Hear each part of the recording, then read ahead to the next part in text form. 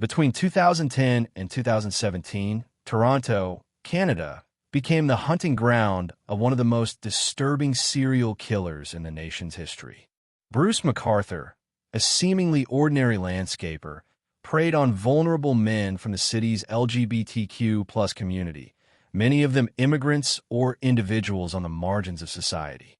For years, his crimes went unnoticed, his victims disappearing one after another, while he lived a double life as a trusted worker in Toronto's neighborhoods. By the time he was finally caught in 2018, McArthur had murdered 8 men, hiding their remains in the very gardens and planters he tended. His case would horrify Canada, raise difficult questions about systemic failures, and expose the terrifying ordinariness of evil. Bruce McArthur was not a figure who outwardly inspired suspicion. Born in 1951 in Ontario, he lived what many considered a quiet, unremarkable life.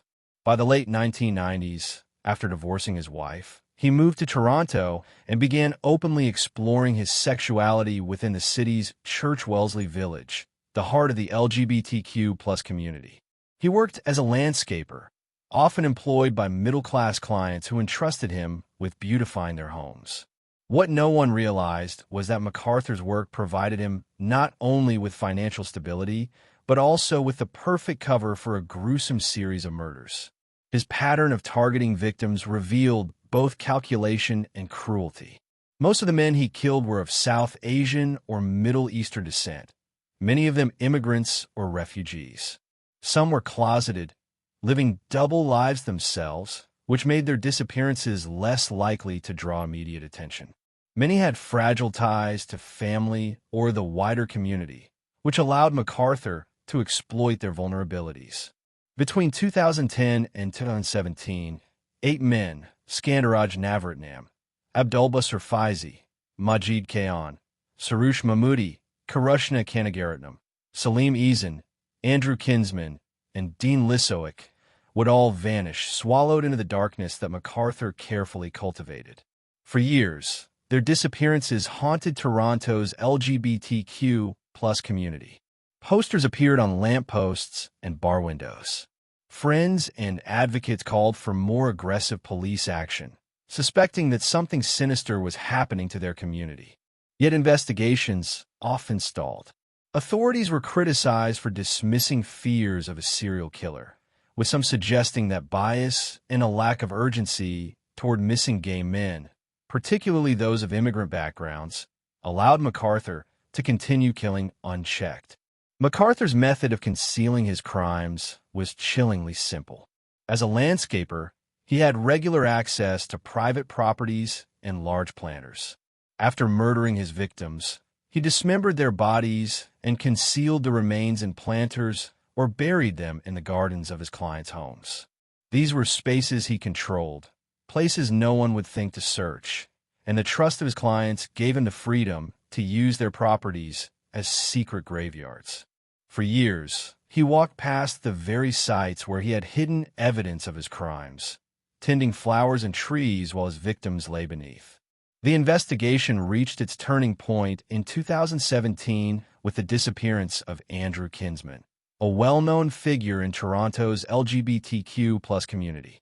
Unlike some of McArthur's earlier victims, Kinsman was deeply connected to the neighborhood. His sudden absence was noticed immediately, and he was reported missing within 24 hours. Police discovered that the last person to have contact with him was Bruce McArthur. What followed was a careful, high-stakes surveillance operation that would finally expose the killer. In January 2018, police moved in. They had been monitoring McArthur closely and feared he was on the verge of killing again.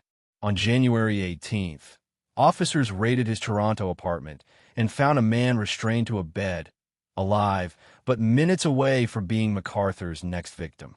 The arrest not only saved a life, but also began the unraveling of the landscaper's decade-long killing spree.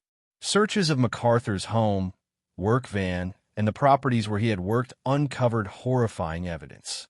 Investigators found personal belongings of victims, hidden digital records of photographs, and most damningly, Dismembered human remains concealed in large planters and buried on his client's properties. The gruesome discovery shocked the city, not only because of the violence, but because it revealed how McArthur had been able to hide his crimes in plain sight, using his profession as both cover and disposal method. In January 2019, Bruce McArthur pleaded guilty to the murders of all 8 men. He was sentenced to life imprisonment with no chance of parole for 25 years, meaning he would likely die in prison. For the families of his victims and for the Toronto LGBTQ plus community, the guilty plea provided some closure, but also deep frustration. Many asked how such crimes could have gone undetected for so long and whether systemic indifference had played a role in allowing McArthur to operate freely. A subsequent independent review criticized the Toronto Police Service for mishandling aspects of the missing persons investigations, acknowledging that marginalized communities often face slower responses when reporting concerns. The legacy of the Bruce McArthur case is one of horror, but also of reckoning.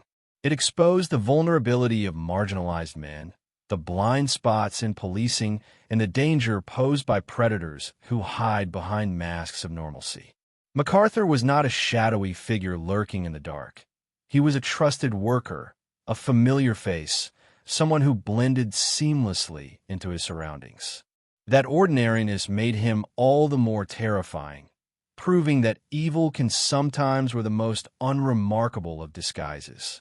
For Toronto's LGBTQ plus community, the case remains an open wound. Vigils and memorials have honored the victims, while advocacy groups continue to push for reforms in how police handle missing persons cases. The story serves as a stark reminder of the need for vigilance, equity and justice, and the recognition that the most vulnerable often face the greatest dangers. In the end, Bruce McArthur's crimes stand as one of Canada's darkest chapters, a landscaper who tended flowers by day and buried bodies by night, a man who exploited trust and vulnerability to carry out acts of unimaginable cruelty, and a reminder that justice delayed can have devastating costs.